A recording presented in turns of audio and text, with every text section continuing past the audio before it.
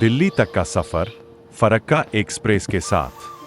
भोर की पहली किरणें जब भागलपुर की धरती को छू रही थीं, मैं अपने छोटे से बैग के साथ रेलवे स्टेशन की ओर बढ़ चला। आज का दिन मेरे लिए खास था। मैं बिहार के ऐतिहासिक शहर भागलपुर से देश की राजधानी दिल्ली की यात्रा पर। स्टेशन पर हलचल तेज थी।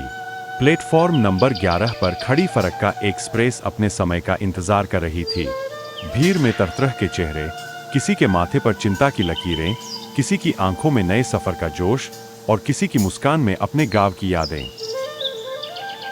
ट्रेन का इंजन जैसे ही सीटी देता है, मेरी धड़कनें भी तेज हो जाती है। मैं अपने आरक्षित सीट की ओर बढ़ता हूं। Sleeper coach D5, berth number 11। सफर की शुरुआत होती है रात के 11:25 पर। ट्रेन धीरे धीरे प्लेटफॉर्म छोड़ती है और भागलपुर स्टेशन की परिधि से बाहर निकलती है। खिड़की के बाहर का दृश्य बदलने लगता है। कभी खेत, कभी नदियां और कभी कभी छोटे छोटे गांव जिनमें जीवन दौड़ता नहीं बल्कि चलता है। मन में एक सुकून सा महसूस होता है, जैसे जिंदगी कुछ समय के लिए थम सी गई हो। गंगा के किनारे बसा यह शहर अपने व्यापारिक एवं धार्मिक महत्व के लिए जाना जाता है। यहाँ से लोग सावन के महीने में देवघर पैदल जाते हैं, जो विश्व का सबसे लंबा मेला है, जो तकरीबन 100 किलोमीटर लंबा होता है। यहाँ कुछ यात्री उतरते हैं, कुछ चढ़ते हैं और मेरे सहयात्रियों में बदलाव शुरू होता है। मेरे सामने बैठा एक बुजुर्ग सज्जन मुझे नमस्कार करते हैं। बातचीत शुरू होती है और पता चलता है कि वे भी दिल्ली जा रहे हैं अपने बेटे से मिलने। ट्रेन का हर डिब्बा एक कहानी बन जाता है। कोई अपने घर लौट रहा है, कोई नौकरी की तलाश में निकला है, तो कोई पहली बार दिल्ली जा रहा है। सहयात्रियों के साथ गर्मागर्म समोसे, चाय और लोकल खाने की महक डिब्बे को जीवंत बना देती है।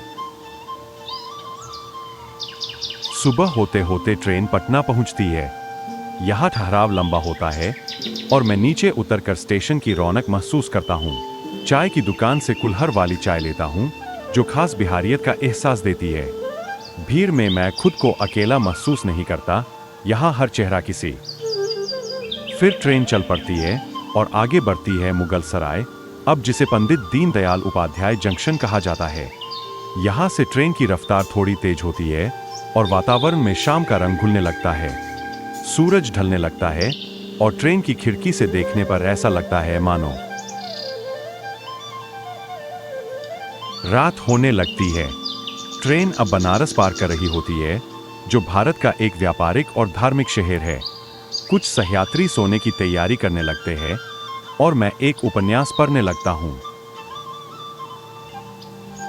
ट्रेन की रुक रुक कर चलती लाइट एक लोरी की तरह महसूस होती है और कब आंखें बंद हुई पता ही नहीं चला। सुबह हाथ खुलती है तो ट्रेन गाजियाबाद में है। ठंडी हवा खिड़की से अंदर आ रही होती है। बाहर हल्की धुंध है और चाय वाले की आवाज गूंज रही होती है, चाय चाय चाय। एक कुल्हड़ चाय लेकर मैं फिर से बैठ जाता हूँ, सोचते हुए कि सफर अब अपने अंतिम पड़ाव की ओर बढ़ रहा है। जैसे जैसे दिल्ली नजदीक आती है, ट्रेन में हलचल बढ़ जाती है। लोग अपना सामान व्यवस्थित करने लगते हैं, मोबाइल से संपर्क करना शुरू कर देते हैं। भागलपुर से दिल्ली तक का सफर मुझे न केवल दूरी में आगे ले गया, बल्कि अनुभवों में भी समृद्ध कर गया।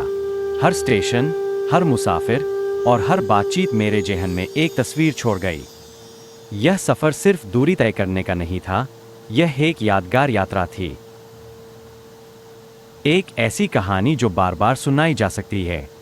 फरक्का एक्सप्रेस ने मुझे सिर्फ दिल्ली नहीं पहुंचाया, बल्कि जीवन के कई रंग भी दिखा दिया।